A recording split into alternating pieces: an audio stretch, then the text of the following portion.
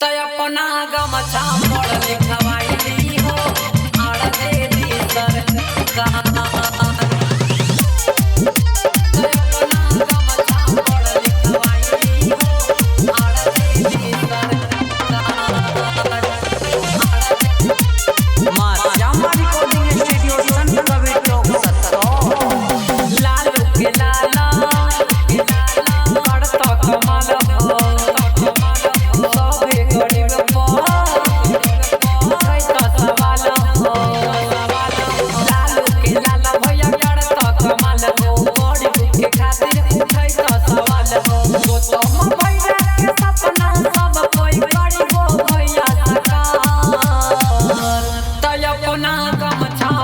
लिखवाई हो आड़ दे दी सरकार। तो अपना गमछा पढ़ लिखवाई हो आड़ दे दी सरकार। पढ़ लिखवाई हो आड़ दे दी सरकार। अपना गमछा पढ़ लिखवाई हो आड़ दे दी सरकार। पूरे बिहार में जइला गेलै लालटेन हो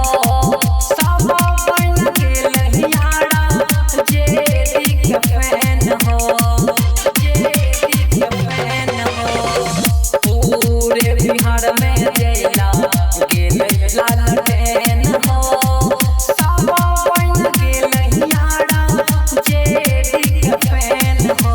वो तुम कृष्णा बिनती सबसे बड़ा तय अपना गमछा पढ़ लिखवाइले हो आड़ दे दी सरकार। तय अपना गमछा पढ़ लिखवाइले हो आड़ दे दी सरकार।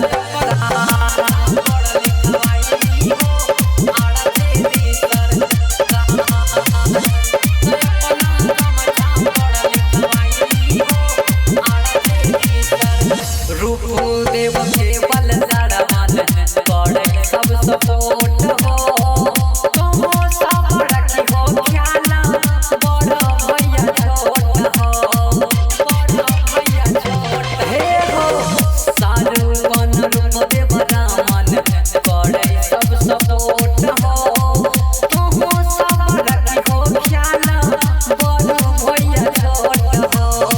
तुम भैया के मिलके सब कोई हो भैया प्यार। तय अपना गमछा पढ़ लिखवाइले हो आड़ दे दी सरकार।